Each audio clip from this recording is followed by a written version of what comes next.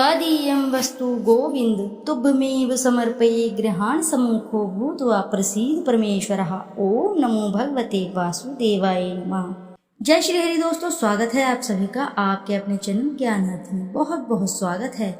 भगवान श्री हरि की कृपा आपके और आपके समस्त परिवार पर सर्वदा सर्वदा बनी रहे। श्रोताओं, आज की इस वीडियो में आप श्रवण करेंगे बृहस्पति देव की कथा का, जिसे सुनने मात्र से साधक के सभी कष्ट मिट जाते हैं, दुख दारिद्रता दूर हो जाती है और दाम्पत्य जीवन सुखमय बन जाता है। जीवन में किसी भी प्रकार की कोई भी कष्ट परेशानी नहीं रह जाती है। भगवान श्री हरि की कृपा से घर में धन धान्य की वृद्धि होती है, साथ ही सभी मनोरथ सिद्ध होते हैं। भगवान श्री हरि की कृपा से जितने भी जीवन में दुख दारिद्रता चल रही है वह सभी समाप्त हो जाती है। यदि आपने गुरुवार का व्रत रखा है या नहीं भी रखा है तो भी आज के दिन अवश्य ही श्रवण करें भगवान बृहस्पति देव की पावन कथा का, जिसे सुनने मात्र से भगवान श्री हरि की कृपा से और गुरुदेव की कृपा से साधक का जीवन सफल और सुगम बन जाता है। और इसी के साथ ऐसे साधक को भगवान श्री हरि देते हैं अटल संपत्ति, तेजस्वी पुत्र की प्राप्ति का वरदान। तो आइए भक्तों, श्रवण करते हैं वैशाख मास में गुरुवार की व्रत कथा का। बृहस्पतिवार के व्रत के पूजन से स्त्री पुरुष और बृहस्पति देव की अनुकंपा से धन संपत्ति का अपार लाभ होता है। परिवार में सुख तथा शांति रहती है। स्त्रियों के लिए बृहस्पतिवार का व्रत बहुत ही शुभ फल देने वाला है। बृहस्पतिवार की पूजा के पश्चात कथा सुनने का विशेष महत्व है। बृहस्पतिवार के व्रत करने और कथा सुनने से विद्या का बहुत लाभ होता है। बृहस्पतिवार का नियमित व्रत रखने वाली स्त्री की सभी मनोकामनाएं पूर्ण होती है।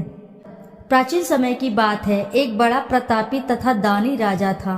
वह प्रत्येक गुरुवार को व्रत रखता था एवं पूजा करता था। यह उसकी रानी को अच्छा ना लगता था।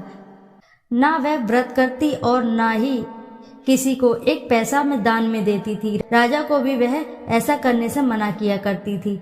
एक समय की बात है कि राजा शिकार खेलने वन को चले गए। घर पर रानी और दासी थी। उस समय गुरु बृहस्पति साधु का रूप धारण करके राजा के दरवाजे पर भिक्षा मांगने आए। साधु ने रानी से भिक्षा मांगी तो वह कहने लगी, हे साधु महाराज, मैं इस दान को और पुण्य से तंग आ गई हूँ। कोई ऐसा आप उपाय बताएं जिससे यह सारा धन नष्ट हो जाए तथा मैं आराम से रह सकूं। साधु रूपी बृहस्पति देव ने कहा, हे देवी, तुम बड़ी विचित्र हो। संतान और धन से भी कोई दुखी होता है। अगर तुम्हारे पास धन अधिक है तो इसे शुभ कार्य में लगाओ जिससे तुम्हारे दोनों लोग सुधरें। परंतु साधु की इन बात से रानी खुश नहीं हुई। उसने कहा, मुझे ऐसे धन की आवश्यकता नहीं जिसे मैं अन्य लोगों को दान दूं तथा जिसको संभालने में ही मेरा सारा समय नष्ट हो जाए। साधु ने कहा, यदि तुम्हारी ऐसी ही इच्छा है तो जैसा मैं तुम्हें बताता हूँ तुम वैसा ही करना। बृहस्पतिवार के दिन घर को गोबर से लीपना, अपने केशों को पीली मिट्टी से धोना, केशों को धोते समय स्नान करना, राजा से हजामत बनाने को कहना, भोजन में मांस वगैरह खाना, कपड़ा धोबी के यहाँ धुलने के डालना। इस प्रकार 7 बृहस्पतिवार करने से तुम्हारा सब धन नष्ट हो जाएगा। इतना कहकर साधु बने बृहस्पति देव अंतर्धान हो गए। साधु के कहे अनुसार करते हुए रानी को केवल 3 बृहस्पतिवार दिन ही बीते थे कि उसकी समस्त धन संपत्ति नष्ट हो गई। भोजन के लिए परिवार तरसने लगा। एक दिन राजा रानी से बोला, हे रानी, तुम यहीं रहो, मैं दूसरे देश को जाता हूँ क्योंकि यहाँ पर मुझे सभी जानते हैं, इसलिए मैं यहाँ पर कोई छोटा कार्य नहीं कर सकता। ऐसा कहकर राजा परदेश चला गया। वहाँ वह जंगल से लकड़ी काट कर लाता, शहर में बेचता। इस तरह वह अपना जीवन व्यतीत करने लगा। इधर राजा के बिना रानी और दासी दुखी रहने लगी। एक समय जब रानी और दासियों को 7 दिन बिना भोजन के रहना पड़ा तो रानी ने अपनी दासी से कहा, हे दासी, पास ही के नगर में मेरी बहन रहती है, वह बड़ी धनवान है, तो उसके पास जा और कुछ ले आ ताकि थोड़ा बहुत गुजर बसर हो जाए। दासी रानी की बहन के पास गई। उस दिन बृहस्पतिवार था। रानी की बहन उस समय बृहस्पतिवार की कथा सुन रही थी। दासी ने रानी की बहन को अपनी रानी का संदेश दिया, लेकिन रानी की बहन ने कोई उत्तर नहीं दिया। जब दासी को रानी की बहन से कोई उत्तर नहीं मिला तो वह बहुत ही दुखी हुई। उसे क्रोध भी आया। दासी ने वापस आकर रानी को सारी बात बता दी। सुनकर रानी ने अपने भाग्य को कोसा। उधर रानी की बहन ने सोचा कि मेरी बहन की दासी आई थी, परंतु मैं उससे नहीं बोली, इससे वह बहुत ही दुखी हुई होगी। कथा सुनकर और पूजन समाप्त कर वह अपनी बहन के घर गई और कहने लगी, हे बहन, मैं बृहस्पतिवार का व्रत कर रही थी। तुम्हारी दासी गई, परंतु जब तक कथा होती है तब तक न उठते हैं न बोलते हैं, इसलिए मैंने नहीं बोला। कहो दासी क्यों आई थी? रानी बोली, हमारे घर में अनाज नहीं था। ऐसा कहते रानी की आंखें भर आई। उसने दासियों के समेत भूखा रहने की भी बात अपनी बहन को बता दी। रानी की बहन बोली, बहन देखो, बृहस्पति देव भगवान सबकी मनोकामना पूर्ण करते हैं। देखो, शायद तुम्हारे घर में अनाज रखा हो। यह सुनकर दासी घर के अंदर गई तो वहां उसे एक घड़ा अनाज भरा मिला। उसे बड़ी हैरानी हुई, क्योंकि उसने एक एक बर्तन देख लिया था। उसने बाहर आकर रानी को बताया। दासी रानी से कहने लगी, हे रानी, जब हमको अन्न नहीं मिलता है तो हम व्रत ही तो करते हैं, इसलिए क्यों न इनसे व्रत और कथा की विधि पूछ ली जाए, हम भी व्रत किया करेंगे। दासी के कहने पर रानी ने अपनी बहन से बृहस्पतिवार के व्रत के बारे में पूछा। उसकी बहन ने बताया, बृहस्पतिवार के व्रत में चने की दाल और मुनक्का से विष्णु भगवान को केले की जड़ में पूजन करें तथा दीपक जलावें, पीला भोजन करें तथा कथा सुने। इससे गुरु भगवान बृहस्पति प्रसन्न होते हैं, मनोकामना पूर्ण करते हैं। व्रत और पूजन की विधि बताकर रानी की बहन अपने घर लौट गई। रानी और दासी दोनों ने निश्चय किया कि बृहस्पति देव भगवान का पूजन जरूर करेंगे। 7 रोज बाद जब बृहस्पतिवार आया तो उन्होंने व्रत रखा। गुड़साल में जाकर चना और गुड़ बीन लाई तथा उसकी दाल से केले की जड़ तथा विष्णु भगवान का पूजन किया। अब पीला भोजन कहाँ से आए?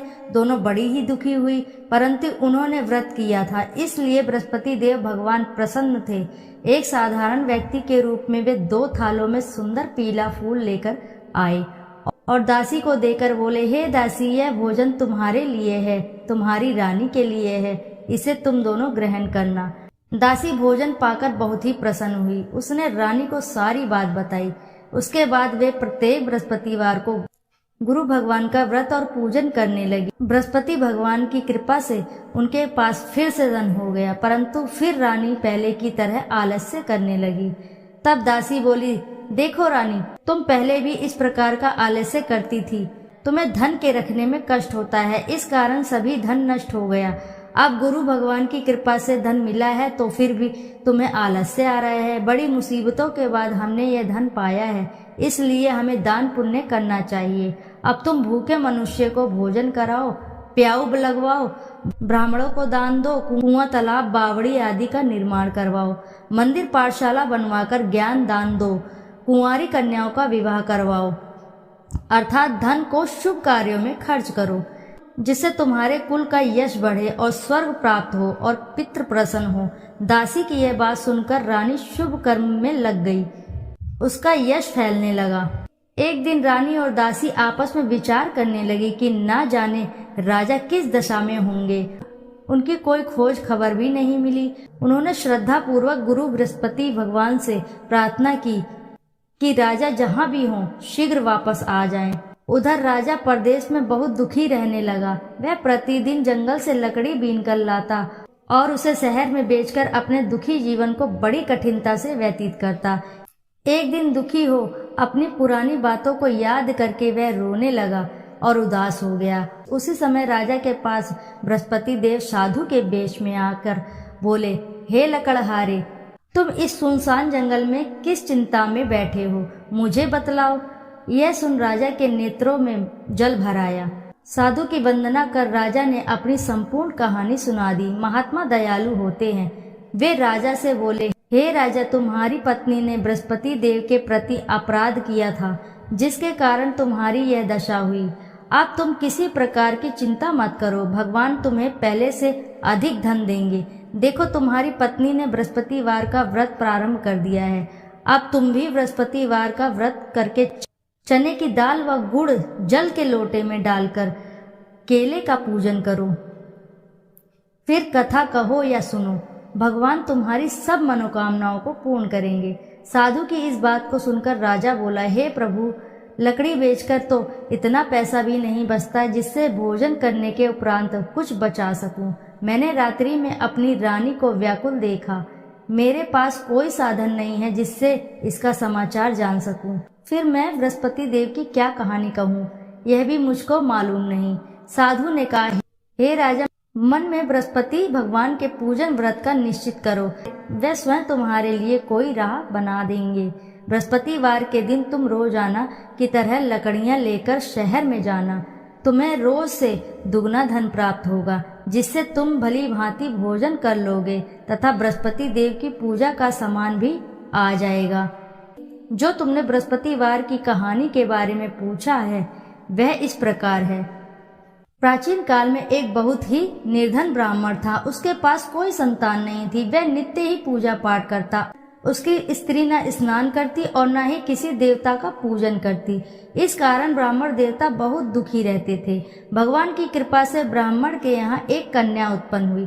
कन्या बड़ी होने लगी। प्रातः स्नान करके वह भगवान विष्णु का जप करती, बृहस्पतिवार का व्रत भी करने लगी। पूजा पाठ समाप्त कर वह पाठशाला जाती तो अपनी मुट्ठी में जौ भर कर ले जाती और पाठशाला जाने के मार्ग में डालती जाती। लौटते समय वह जौ स्वर्ण के हो जाते तो उनको बीन कर घर ले आती। एक दिन वह बालिका सूप में उन सोने के जौ को फटकार कर साफ कर रही थी कि तभी उसकी माँ ने देख लिया और कहा, हे बेटी, सोने की जौ को फटकने के लिए सोने का सूप भी तो होना चाहिए। दूसरे दिन गुरुवार था। कन्या ने व्रत रखा और बृहस्पति देव के सोने का सूप देने की प्रार्थना की। बृहस्पति देव ने उसकी प्रार्थना स्वीकार कर ली। रोजाना की तरह वह कन्या जौ फैलाती हुई पाठशाला चली गई। पाठशाला से लौटकर जब वह जौ बीन रही थी तब बृहस्पति देव की कृपा से उसे सोने का सूप मिला। उसे वह घर ले आई और उससे वह जौ साफ करने लगी, परंतु उसकी माँ का वही ढंग रहा। एक दिन की बात है, कन्या सोने के सूप में जौ साफ कर रही थी। उस समय उस नगर का राजकुमार वहां से निकला। कन्या के रूप को देखकर वह मोहित हो गया। राजमहल आकर वह भोजन तथा जल त्याग कर उदास होकर लेट गया।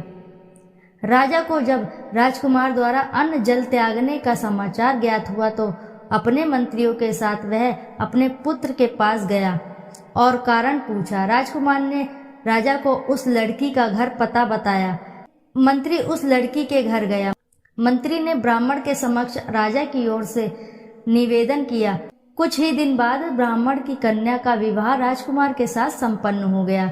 कन्या के घर से जाते ही ब्राह्मण के घर में पहले की भांति गरीबी का निवास हो गया। एक दिन दुखी होकर ब्राह्मण अपनी पुत्री से मिलने गए। बेटी ने पिता को अवस्थ अकोल देखा और अपनी माँ का समाचार पूछा। ब्राह्मण ने सभी हाल कह सुनाया। कन्या ने बहुत सा धन देकर अपने पिता को विदा कर दिया, लेकिन कुछ ही दिन बाद फिर वही हाल हो गया। ब्राह्मण फिर अपनी कन्या के पास गया और सभी हाल कहा तो पुत्री बोली, हे पिता, आप माता जी को यहाँ ले आओ, मैं उन्हें ये विधि बता दूंगी जिससे गरीबी दूर हो जाए। ब्राह्मण देवता अपनी स्त्री को साथ लेकर अपनी पुत्री के पास राजमहल पहुँचे तो पुत्री अपनी माँ को समझाने लगी, हे माँ, तुम प्रातः काल स्नान आदि करके विष्णु भगवान का पूजन करो, तब सब दरिद्रता दूर हो जाएगी। परंतु उसकी माँ ने उसकी एक भी बात ना मानी। वह प्रातः काल उठकर अपनी पुत्री का बचा जूठन खा लेती थी। एक दिन उसकी पुत्री को बहुत गुस्सा आया। उसने अपनी माँ को एक कोठरी में बंद कर दिया। प्रातः उसे स्नान आदि करा के पूजा पाठ करवाया तो उसकी माँ की बुद्धि ठीक हो गई। इसके बाद वह नियम से पूजा पाठ करने और प्रत्येक बृहस्पतिवार को व्रत रखने लगी। इस व्रत के प्रभाव से मृत्यु के बाद वह स्वर्ग को गई। वह ब्राह्मण भी सुखपूर्वक इस लोक का सुख भोग कर स्वर्ग को प्राप्त हुआ। इस तरह कहानी कहकर साधु देवता वहां से लोप हो गए। धीरे धीरे समय व्यतीत होने पर फिर बृहस्पतिवार का दिन आया। राजा जंगल से लकड़ी काटकर शहर में बेचने गया। उसे उस दिन और दिनों से अधिक धन मिला। राजा ने चने गुड़ आदि लाकर बृहस्पतिवार का व्रत किया उस दिन उसके सभी क्लेश दूर हुए। परंतु जब अगले दिन गुरुवार का दिन आया तब बृहस्पतिवार का व्रत करना भूल गया। इस कारण बृहस्पति भगवान नाराज हो गए। उस दिन उस नगर के राजा ने विशाल यज्ञ का आयोजन किया था। अपने समस्त राज्य में घोषणा करवा दी थी कि सभी मेरे यहाँ भोजन करके आएंगे, किसी के घर चूल्हा नहीं जलेगा। इस आज्ञा को जो नहीं मानेगा उसको फांसी दे दी जाएगी। राजा के अनुसार राज्य के सभी वासी भोज में सम्मिलित हुए, लेकिन लकड़हारा कुछ देर में पहुंचा, इसीलिए राजा उसको अपने साथ महल में ले गए। राजा लकड़हारे को भोजन करा रहे थे तो रानी की दृष्टि उस खूंटी पर पड़ी जिस पर उसका हार लटका हुआ था। उसे हार खूंटी पर लटका दिखाई ही नहीं दिया। रानी को निश्चय हो गया कि मेरा हार इस लकड़हारे ने चुरा लिया है। उसी समय सैनिक बुलवाकर उसको जेल में डलवा दिया। लकड़हारा जेल में विचार करने लगा कि न जाने कौन से पूर्ण जन्म के कर्म मुझे यह दुख प्राप्त हुआ। जंगल में मिले साधु को याद करने लगा। तत्काल बृहस्पति देव साधु के रूप में प्रकट हो गए और कहने लगे, अरे मूर्ख, तूने बृहस्पति देवता की कथा नहीं की, इसी कारण तुझे दुख प्राप्त हुआ। अब चिंता मत कर। बृहस्पतिवार के दिन जेल खाने के दरवाजे पर तुझे 4 पैसे जड़े मिलेंगे। उनसे तू बृहस्पति की पूजा करना तो तेरे सभी कष्ट दूर हो जाएंगे। अगले बृहस्पतिवार उसे जेल के द्वार पर 4 पैसे मिले। राजा ने पूजा का सामान मंगवाकर कथा कही और प्रसाद बांटा।